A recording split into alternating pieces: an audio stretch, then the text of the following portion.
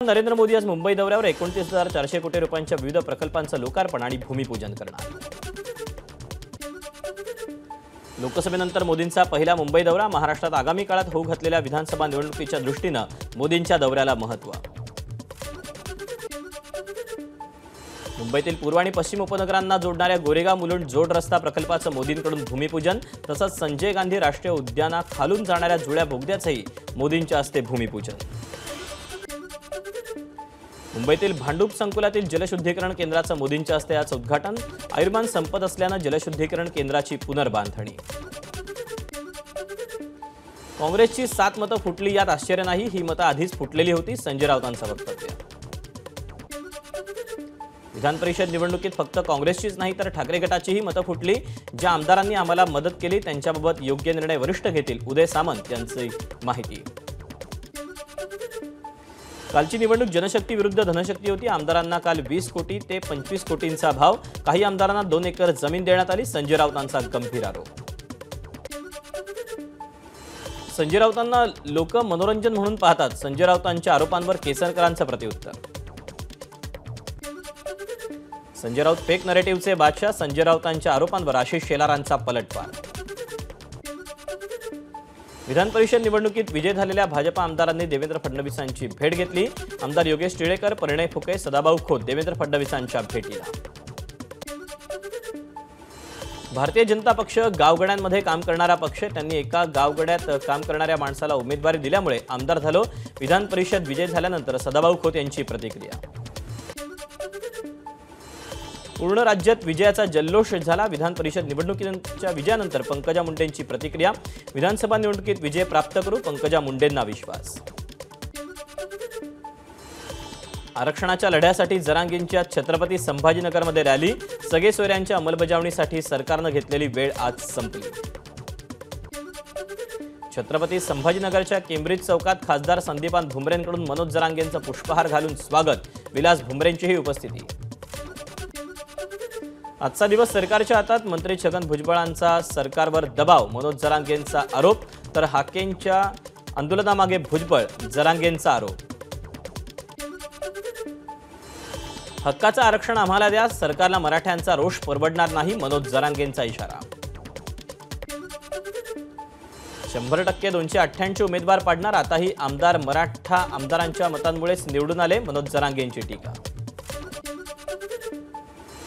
छत्रपती संभाजीनगरमधील 50हून अधिक तरुण आयसिसच्या संपर्कात, येण्यानं मुंबईतील कोर्टात दाखल केलेल्या आरोपपत्रात कारवायांची माहिती।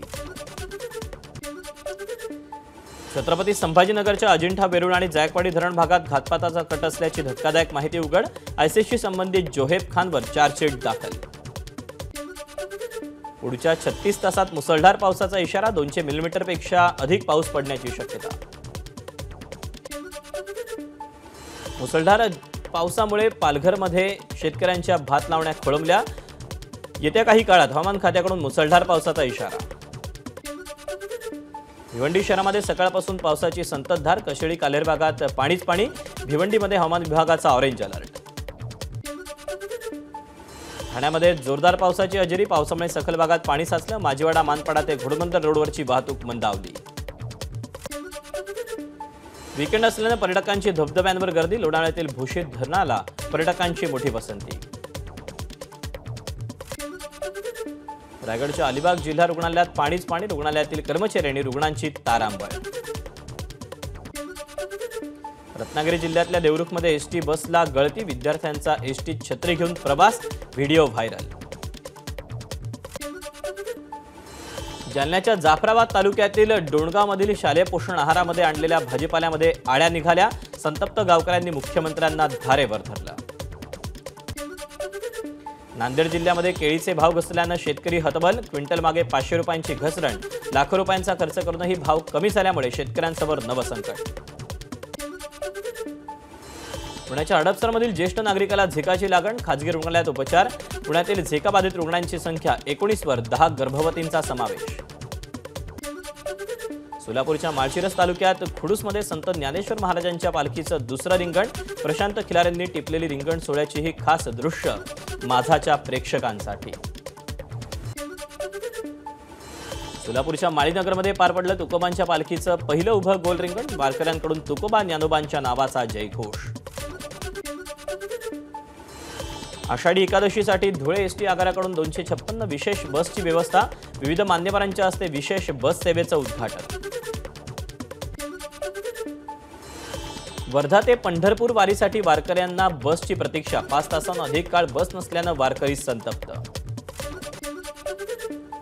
मालेगावमधील चित्रकार संदीप आव्हाड यांनी वारकऱ्यांच्या टाळवाद्यावर काढलं विठुरायाचं चित्र. खासदार निलेश लंकेंचं मुख्यमंत्र्यांना पत्र. अहमदनगरमध्ये अवैध धंद्यांना काही पोलीस अधिकाऱ्यांचा अभय. तात्काळ कारवाई न केल्यास पोलीस अधीक्षकांच्या कार्यालयासमोर उपोषण करणार असल्याचा इशारा.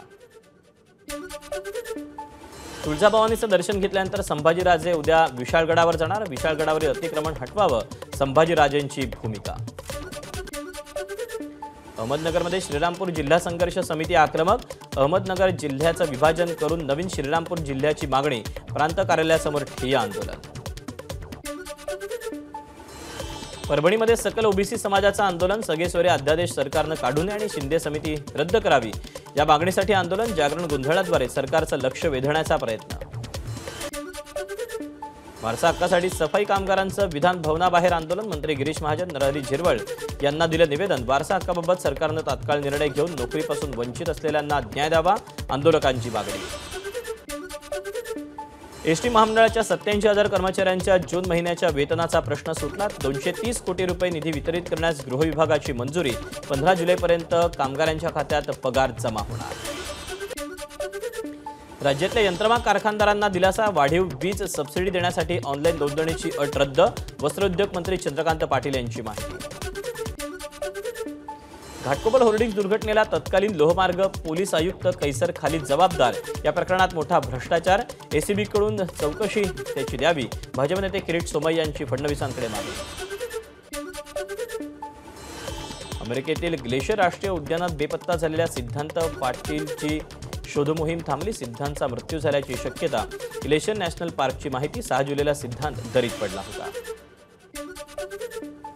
सिद्धांतबाबत भारतीय दूतावासाकडून कोणतीही माहिती मिळत नाही. आम्हाला मदत मिळाली तर सिद्धांत नक्की सापडेल. तो जिवंतच आहे. सिद्धांतच्या नातेवाईकांना विश्वास. अकोला जिल्ह्यात पोलिसावर जीवघेणा हल्ला. ऑनर किलिंगचा प्रयत्न. हाणून पाडल्याच्या रागातून तरुणीच्या कुटुंबियांनी हल्ला केल्याची माहिती. धुळ्यातील साक्री शहरात जुन्या वादातून 2 गटातील जमावाचा एकमेकांवर हल्ला. काही जण जखमी. परस्पर फिर्यादीवरून 70हून अधिक जणांवर गुन्हा दाखल. जम्मू काश्मीरच्या पूंछमध्ये कार दरीत कोसळून अपघात. दुर्घटनेत मायलेकाचा मृत्यू. 6 प्रवासी गंभीर जखमी.